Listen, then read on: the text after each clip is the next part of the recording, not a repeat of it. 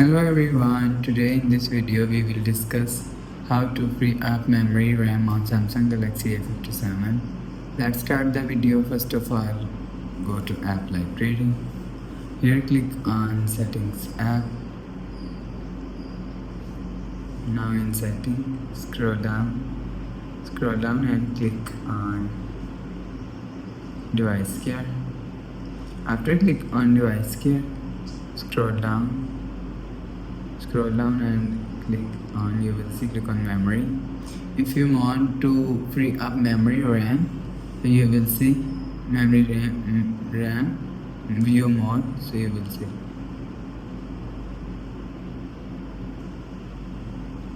If you want to free up, click on clean now. After click on clean now, you will see your memory is free up.